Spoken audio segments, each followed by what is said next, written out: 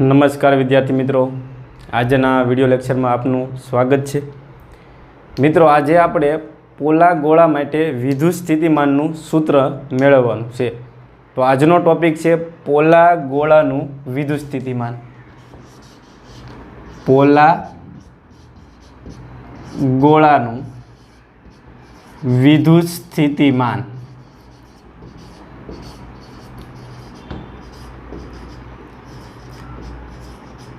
पहला चैप्टर में आपणे पोला गोळा माटे विद्युत क्षेत्रना सूत्र मेळव्या। पोलो गोळो एटले बीजुं कंई नहीं, गोलीय कवच। गॉसना नियमनो उपयोग करी अने गोलीय कवचनी अंदर सपाटी पर अने बहारना विस्तारमां विद्युत क्षेत्र मेळव्युं हतुं, बराबर ने। तो आजे आपणे शुं काम करवानुं छे, तो के गोलीय कवच अथवा तो पोला गोळा माटे विद्युत स्थितिमान मेळववानुं छे। तो एना माटे आपणे एक पोलो गोळो ध्यानमां लेशुं। जो तमने काई वांधो न होय तो ने हशे तो अमे शुं करशुं भाई, अमारे भणाववुं पड़शे ने तमारे भणवुं पड़शे, बीजो काई ऑप्शन नथी, बराबर ने। तो आ एक पोलो गोळो थई गयो, देखाय ने गोळो? हाँ, जोजो हो। आ गोळानी त्रिज्या लई लईए आपणे आर। आ गोळा पर धन विद्युत भार सतत रीते वितरित थयेलो छे। तो गोठवी गयो अहींया धन विद्युत भार ने। केम पृथ्वीना गोळानी सपाटी पर माणसो गोठवायेला होय बधी जग्याए, एम आ गोळा पर विद्युत भार गोठवायेला छे। तो आ विद्युत भारोने लीधे आपणे अंदरना विस्तारमां आनी सपाटी उपर अने बहारना विस्तारमां विद्युत स्थितिमान गणवानुं छे। एनी पहेला मने कहेशो अहींया विद्युत भारनुं केवुं वितरण छे? रेखीय वितरण, पृष्ठ वितरण के कद वितरण? तो के अत्यारे विद्युत भार छे ए गोळानी सपाटी उपर ज छे, पृष्ठ उपर ज छे, એટલે આને પૃષ્ઠ વિતરણ કહેવાય। ને પૃષ્ઠ વિતરણ હોય તો એને પૃષ્ઠ ઘનતા હશે।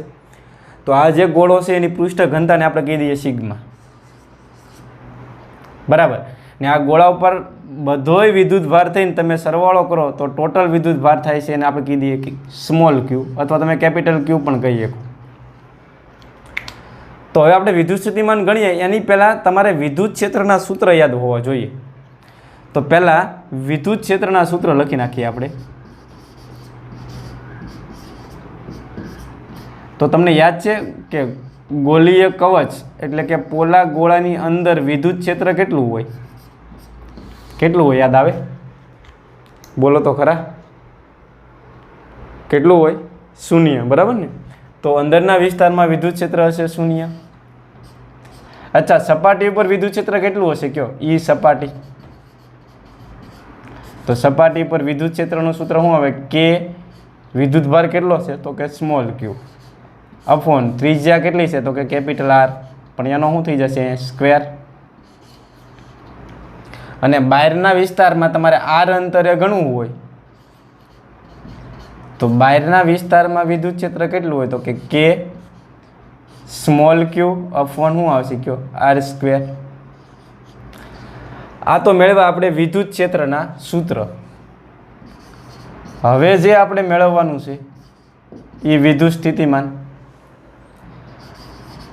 આજના ટોપિકમાં ખાસ તમારે સૂત્ર જ યાદ રાખવાના છે, વિદ્યુત સ્થિતિમાન,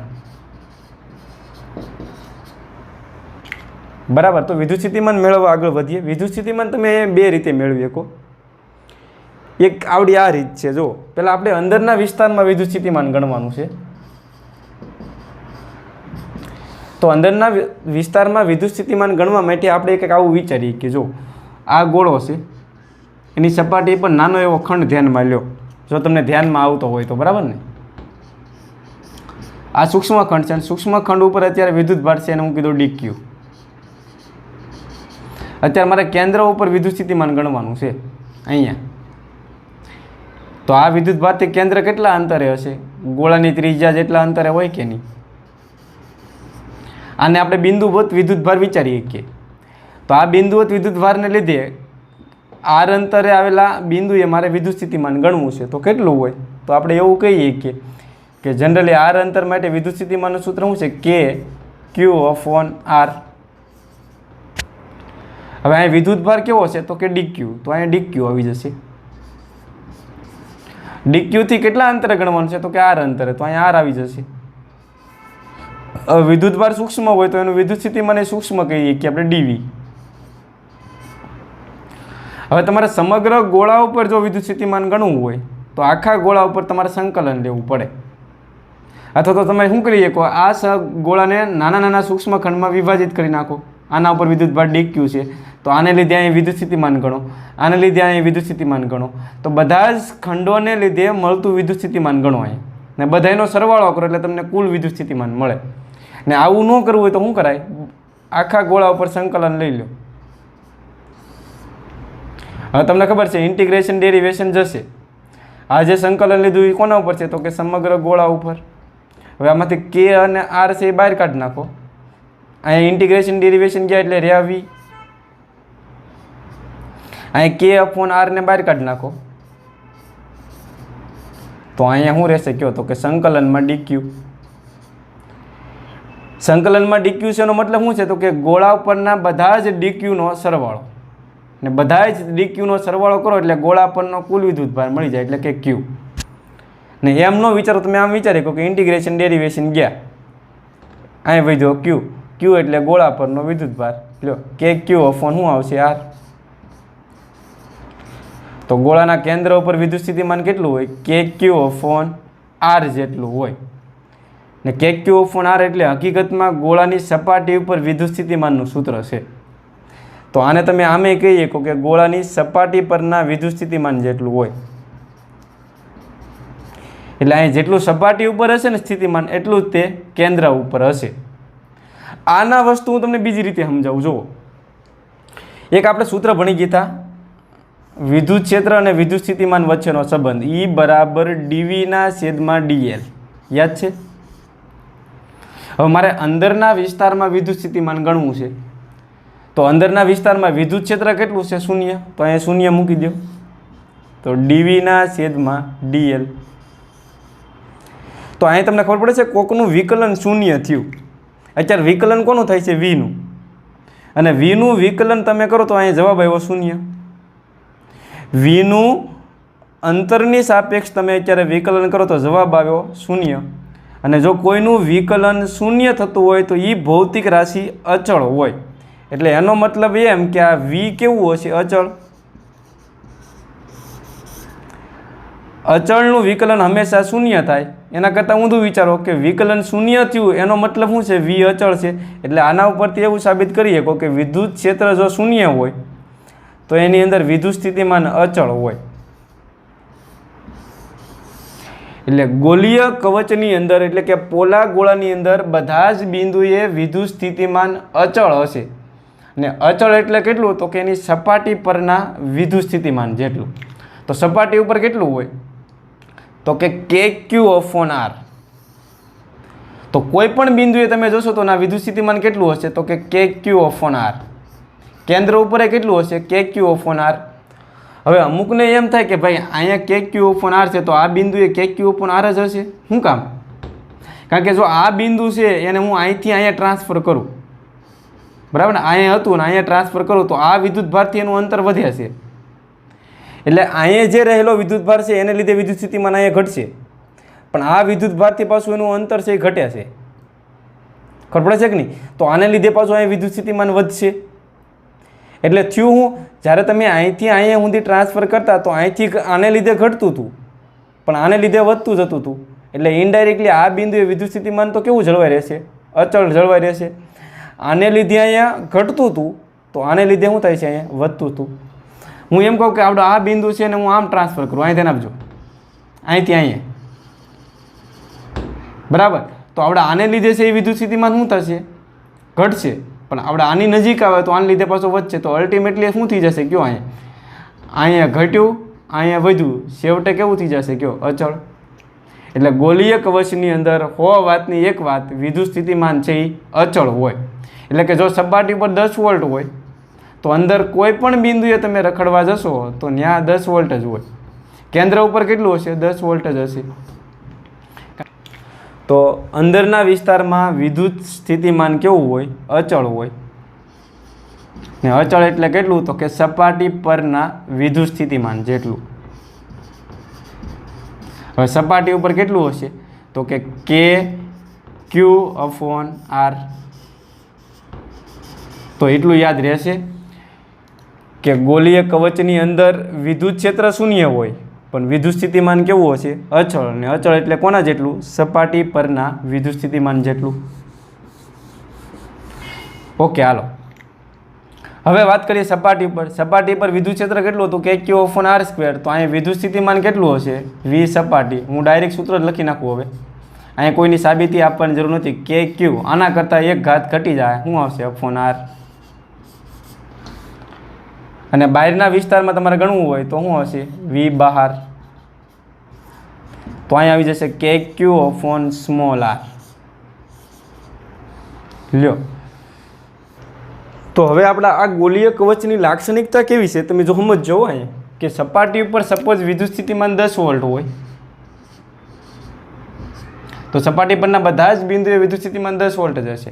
તો કેન્દ્ર ઉપર એ કેટલું હશે? 10 વોલ્ટ જ હશે, કારણ કે અંદરના બધા બિંદુએ વિદ્યુત સ્થિતિમાન અચળ હશે. તો તમે આ બિંદુએ આવશો થોડા કેન્દ્રથી અમુક અંતર તો એ 10 વોલ્ટ જ હશે. અહીંયા આવશો તો કેટલું હશે? 10 વોલ્ટ જ હશે. ક્યાં સુધી અચળ જળવાઈ રહ્યા? તો કે શેક સપાટી સુધી આવો ત્યાં સુધી. ને પછી બહારના વિસ્તારમાં તમે આગળ વધો તો વિદ્યુત સ્થિતિમાન ઘટતું જશે અંતરના વ્યસ્ત પ્રમાણમાં. સૂત્ર દેખાય છે કે નહીં? એટલે પછી અહીંયા તમે જેમ જેમ બહાર જાઓ એમ વિદ્યુત સ્થિતિમાન 9 વોલ્ટ થાય, 8 વોલ્ટ થાય, 7 વોલ્ટ થાય, છેક અનંત અંતરે ઘટીને કેટલું થઈ જશે? 0. તો હવે તમારે આમનો આલેખ દોરવો હોય તો આલેખ કઈ રીતે દોરશો? V વિરુદ્ધ R નો આલેખ.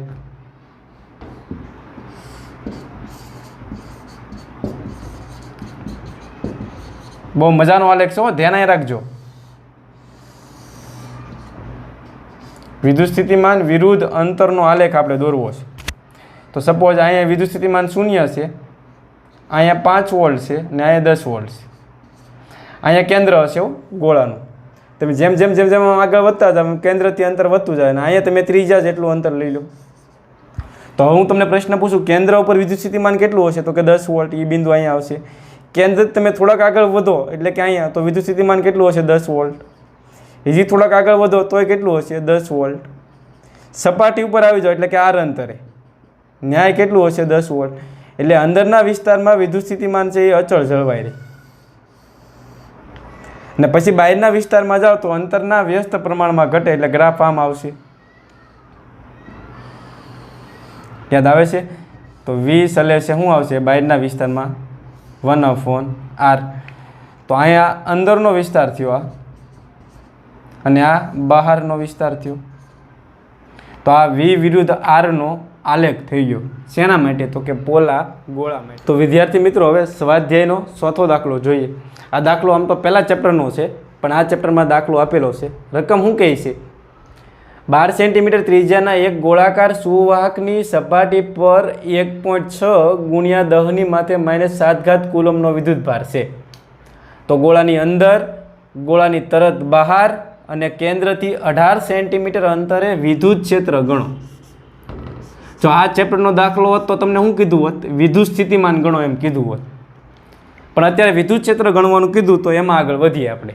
તો પહેલો પ્રશ્ન સોલ્વ કરીએ એની પહેલાં ડેટા કલેક્ટ કરીએ કે ગોળાની ત્રિજ્યા કેટલી આપી રકમમાં જોવો તો કે 12 સેન્ટીમીટર અને ગોળા પરનો કુલ વિદ્યુતભાર કેટલો આપ્યો? Q. તો 1.6 ગુણ્યા 10 ની માથે -7 કુલમ. બરાબર ને? ઓકે, હાલો. તો પહેલાં ગોળાની અંદર તમારે વિદ્યુત ક્ષેત્ર ગણવાનું છે ને આખા ગામને ખબર છે, બરાબર ને, કે ગોળાની અંદરના વિસ્તારમાં વિદ્યુત ક્ષેત્ર કેવું હોય છે? શૂન્ય હોય.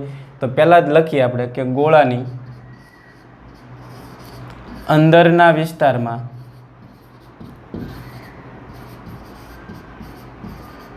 વિદ્યુત ક્ષેત્ર શૂન્ય હોય છે. પણ જો તમને વિદ્યુત સ્થિતિમાન ગણવાનું કીધું હોત તો વિદ્યુત સ્થિતિમાન કેટલું હોત? અચળ હોત ને એ કોના જેટલું હોત? સપાટી પરના વિદ્યુત સ્થિતિમાન જેટલું. ને સૂત્ર શું હોત? KQ/R. તો K તમને ખબર છે 9 ગુણ્યા 10 ની 9 Q એટલે વિદ્યુતભાર આપ્યો છે ને R એટલે ગોળાની ત્રિજ્યા. તો અંદરના વિસ્તારમાં વિદ્યુત સ્થિતિમાન કહે તો આ સૂત્ર લાગુ પાડી દેવાનું. બરાબર? પણ અત્યારે તમને પૂછ્યું નથી તો ગણતા નથી આપણે. ઓકે, હાલો બી. ગોળાની તરત બહાર આપણે વિદ્યુત ક્ષેત્ર ગણવાનું છે. હવે ગોળાની તરત બહાર આવો તમે, આ ગોળો છે એની તરત બહાર આવો એટલે લગભગ તમે સપાટી ઉપર હો, તો આને સપાટી ઉપર વિદ્યુત ક્ષેત્ર ગણવાનું કીધું. એટલે લખીએ અહીંયા આપણે ગોળાની તરત બહાર, એટલે એનો મતલબ એમ કે કઈ જગ્યાએ તમને ગણવાનું કીધું કહેવાય, તો કે ઈ સપાટી પર. તો સપાટી પર વિદ્યુત ક્ષેત્રનું સૂત્ર શું છે? કે ક્યુ અપોન આર નો સ્ક્વેર. તો કે બરાબર કેટલા મૂકશો? 9 ગુણ્યા 10⁹. સ્મોલ ક્યુ બરાબર કેટલા છે? 1.6 ગુણ્યા 10⁻⁻7. આર એટલે ગોળાની ત્રિજ્યા, સેન્ટીમીટર છે ને મીટરમાં ફેરવી નાખો એટલે કેટલા થાય? 0.12 થાય, અને એનો વર્ગ કરી નાખો. હવે તમે આનો બધાનો હિસાબ કરશો એટલે 10⁵ આવશે. ભૂલ ચૂક લેવી દી, બરાબર ને? વિદ્યુત ક્ષેત્રનો એકમ આવશે ન્યૂટન પ્રતિ કુલમ. લ્યો, તો સપાટી પર વિદ્યુત ક્ષેત્ર મળી ગયું. સપાટી પર વિદ્યુત સ્થિતિમાન ગણવાનું કીધું હોત તો શું આવત? કે ક્યુ અપોન સ્મોલ આર આવે. આ તમારું હોમવર્કમાં ગણીને બતાવવાનું છે. ઓકે, હાલો. ને કેસ નંબર 3 એટલે કે સીમાં તમને શું પ્રશ્ન પૂછ્યો છે? કેન્દ્રથી 18 સેન્ટીમીટર અંતરે, કેન્દ્રથી 18 સેન્ટીમીટર અંતરે, તો આપણી પાસે બહારના કેન્દ્રથી 18 સેન્ટીમીટર અંતર એટલે કઈ જગ્યાએ કહેવાય? તમે બહારના વિસ્તારમાં કહેવો કે નહીં, કારણ કે ગોળાની ત્રિજ્યા છે 12 સેન્ટીમીટર અને 18 સેન્ટીમીટર અંતરે પૂછેલું છે, એટલે તમે ગોળાની બહારના વિસ્તારમાં છો. તો અહીંયા લખવાનું કે ઈ બહાર, અને ઈ બહાર માટે સૂત્ર શું આવશે? કે ક્યુ અપોન સ્મોલ આર સ્ક્વેર. તો કે બરાબર કેટલા મૂકશો? 9 ગુણ્યા 10⁹. ને ક્યુ કેટલા છે? 1.6 ગુણ્યા 10⁻⁻7. અને આર એટલા કેટલા છે? 18 સેન્ટીમીટર, એને મીટરમાં ફેરવી નાખો. જેટલા અંતરે તમારે ગણવાનું પૂછ્યું હોય એ અંતર લેશું, બરાબર ને? અહીં તો 0.18 વર્ગ. આ બધાનો હિસાબ કરો તો જવાબ આવે છે 4.44 ગુણ્યા 10⁴, બરાબર, ન્યૂટન પ્રતિ કુલમ.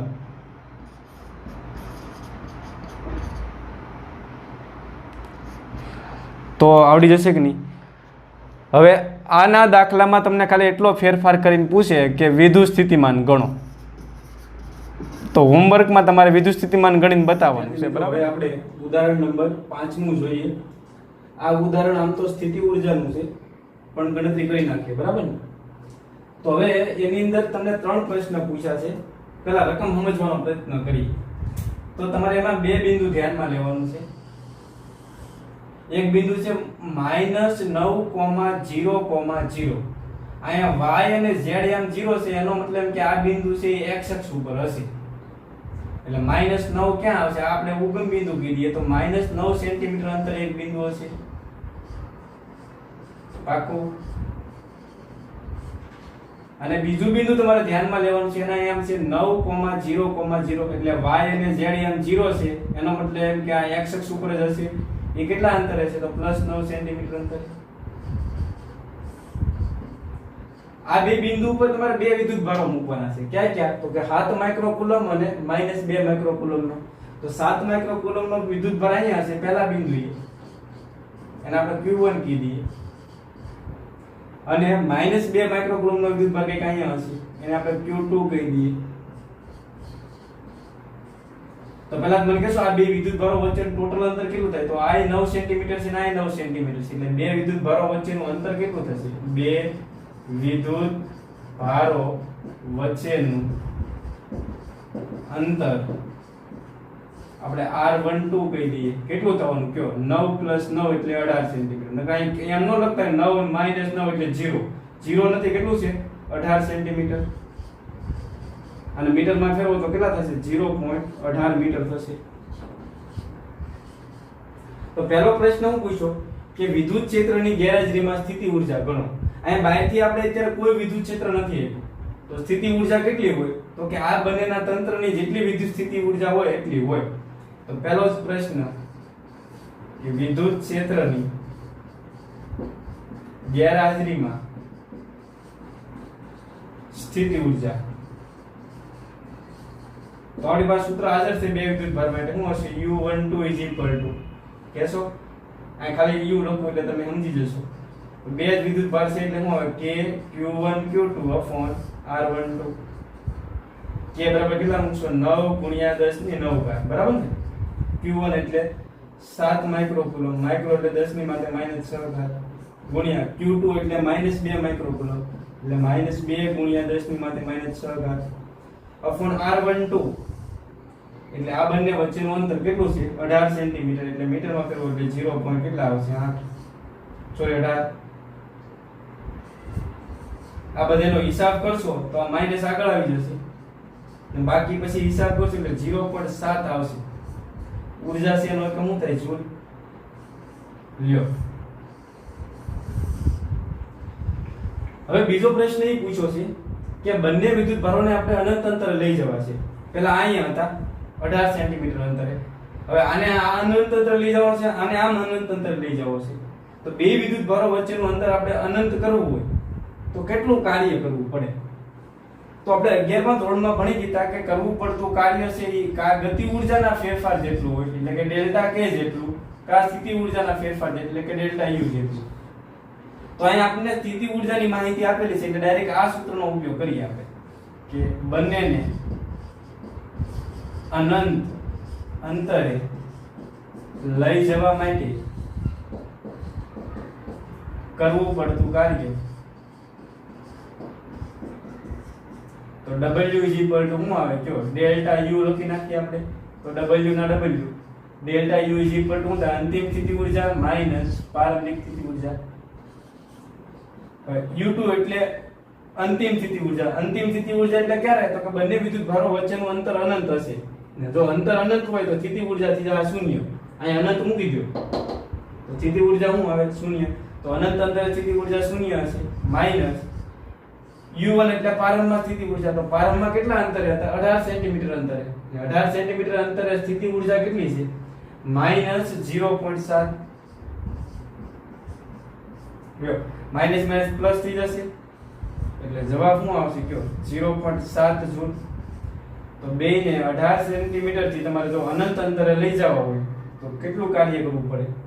તો કે 0.7 જૂલ જેટલું કાર્ય કરવું પડે. હવે આના દાખલામાં એક ત્રીજો પ્રશ્ન પૂછ્યો છે કે આ જે બે વિદ્યુતભારો પહેલા વિદ્યુત ક્ષેત્રની ગેરહાજરીમાં હતા. હવે તમારે આને વિદ્યુત ક્ષેત્ર લાગુ પાડવાનું છે અને વિદ્યુત ક્ષેત્રનું સૂત્ર પણ તમને રકમ આપી દીધું છે. જો કે તમારે આવું વિદ્યુત ક્ષેત્ર લાગુ પાડવાનું છે. E બરાબર A ઇન્ટુ શું આવશે? 1/r². બરાબર. આ કાઉન્સ નો લખો તો A ગુણ્યા 1 એટલે A થવાના. એટલે અહીંયા તમે આમે લખી શકો કે A/r² ના ક્રમનું જો તમે વિદ્યુત ક્ષેત્ર લાગુ પાડો તો તંત્રની કુલ સ્થિતિ ઊર્જા કેટલી હોય ઈ ગણવાનું છે. તો ત્રીજો પ્રશ્ન એ થયો વિદ્યુત ક્ષેત્રની હાજરીમાં સ્થિતિ ઊર્જા. હવે બહારથી વિદ્યુત ક્ષેત્ર આપણે લાગુ પાડવાનું છે તો સ્થિતિ ઊર્જા કેટલી થાય? તો લખીએ આપણે અહીંથી શરૂઆત કરીએ કે અહીં કુલ સ્થિતિ ઊર્જા તો U ઇઝ ઇક્વલ ટુ, તો સ્થિતિ ઊર્જા છે અહીં ધ્યાન આપજો. પહેલા વિદ્યુતભારને લીધે વિદ્યુત સ્થિતિ ઊર્જા મળશે, બીજાને લીધે વિદ્યુત સ્થિતિ ઊર્જા મળશે વિદ્યુત ક્ષેત્રની હાજરીમાં, અને આ બંનેના તંત્રની સ્થિતિ ઊર્જા મળશે. તો વિદ્યુત ક્ષેત્રમાં પહેલા વિદ્યુતભારની સ્થિતિ ઊર્જા કેટલી હોય? તો કરવા પડતા કાર્ય જેટલી હોય. એટલે અહીં આવશે V1 * Q1. આ વિદ્યુત ક્ષેત્રમાં પહેલા વિદ્યુતભારની સ્થિતિ ઊર્જા પ્લસ બીજા વિદ્યુતભારની સ્થિતિ ઊર્જા કેટલી હોય? તો કે V2 * Q2. W બરાબર વાકા ઉપરથી સૂત્ર છે. અને ત્રીજું કે આ બંનેના તંત્રની સ્થિતિ ઊર્જા. તો આ બંનેના તંત્રની સ્થિતિ ઊર્જા કેટલી હોય? તો કે K Q1 Q2 upon R12. વિદ્યુત ક્ષેત્રની ગેરહાજરી હોય તો આ બંને નો આવે, પણ વિદ્યુત ક્ષેત્રની હાજરી હોય તો શું કરશે? V1 Q1 V2 Q2 અને K Q1 Q2 upon R12. જ્યારે વિદ્યુત ભારને વિદ્યુત ક્ષેત્રની હાજરીમાં તમે લાવતા હોય ત્યારે વિદ્યુત ક્ષેત્રનો સામનો કરવો પડતો હોય, બાહ્ય વિદ્યુત ક્ષેત્રનો, એટલે એને લીધે વિદ્યુત સ્થિતિ ઊર્જા મળશે. તો હવે તમે દાખલાને આગળ વધારી શકો ખરા. હવે આપણે એક સૂત્ર ભણી ગયા V બરાબર E * R. યાદ છે?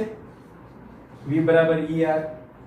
તો અહીંયા આપણે V1 ઇઝ ઇક્વલ ટુ આવું લખીએ કો E1 ઇન્ટુ R1 કે નહીં Q1 ના Q1 plus V2 is equal to હું મૂકે કો E2 into R2 into Q2 બરાબર ને અહીંયા શું હશે પ્લસ કે Q1 Q2 અપોન R12 હવે E ઇઝ ઇક્વલ ટુ સૂત્ર તમારી પાસે હાજર છે જો અહીં તમારે R1 અંતરે વિદ્યુત ક્ષેત્ર ગણવું હોય તો અહીં E1 આવશે અને R2 અંતરે જો તમારે વિદ્યુત ક્ષેત્ર ગણવું હોય તો અહીં E2 આવશે પણ પડે છે કે નહીં R1 એટલે પહેલા વિદ્યુત ભારનું ઉગમ બિંદુથી અંતર અને R2 એટલે બીજા વિદ્યુત ભારનું ઉગમ બિંદુથી અંતર તો હવે આપણે આમાં કિંમત મૂકતા જઈએ E1 ઇઝ ઇક્વલ ટુ તમે શું મૂકશો E અપોન R1 નો સ્ક્વેર ગુણ્યા R1 into Q1 plus E2 બરાબર શું લખશો તમે તો કે A અપોન R2 નો square into R2 into Q2 plus K Q1 Q2 upon R12 તો આમાંથી તમને ખબર પડે છે R1 R1 કેન્સલ થશે આમાં R2 R2 કેન્સલ થશે તો ફાઇનલી રહેશે શું તો કે A અપોન R1 બરાબર ને into Q1 plus A upon R2 into Q2 plus અહીં શું હશે કે Q1 Q2 અપોન R12 હવે એ તો રકમમાં તમને આપેલો છે કેટલો આપ્યો છે જુઓ તો 9 ગુણ્યા 10 ની 5 ઘાત તો આગળ વધીએ આપણે તો ફાઇનલી એ બરાબર કેટલા મૂકશો 9 ગુણ્યા 10 ની 5 ઘાત ગુણ્યા Q1 Q1 કેટલા છે 7 માઇક્રોકુલમ એટલે 7 ગુણ્યા 10 ની માથે -6 ઘાત થશે અપોન R1 R1 એટલે પહેલાનું ઉગમ બિંદુથી અંતર કેટલું છે 9 સેન્ટીમીટર પણ અહીં અંતર મૂલ્યમાં ધ્યાનમાં લેવાના છે એટલે શું આવશે 9 ગુણ્યા સેન્ટી છે એટલે -2 ઘાત લખાય કે નહીં ઓકે હાલો વાત કરીએ બીજા પદની તો એ બરાબર કેટલા મૂકશો 9 ગુણ્યા 10 ની 5 ઘાત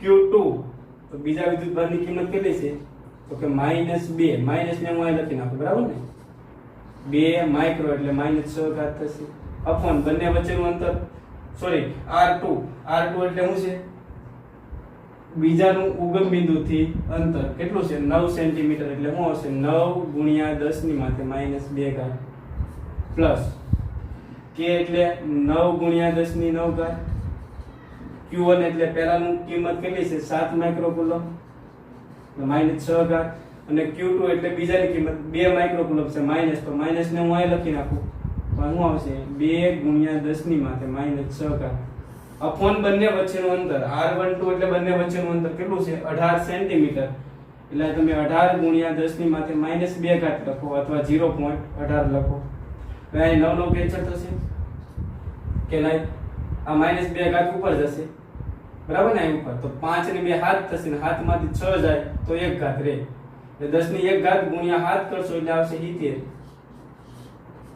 એ જ રીતે અહીંયા જવાબ આવશે 20 ને આ તો આપણે ઓલરેડી ગયું હતું બરાબર ને 0.7 આવશે એની કિંમત તો 70 માંથી 20 બાદ કરો તો જવાબ કેટલો આવશે 50 ને 50 માંથી 0.7 બાદ કરો તો 49.3 જવાબ આવશે બરાબર ને તો સ્થિતિ ઊર્જા 49.3 જૂલ થશે તો આ હતું ઉદાહરણ નંબર 5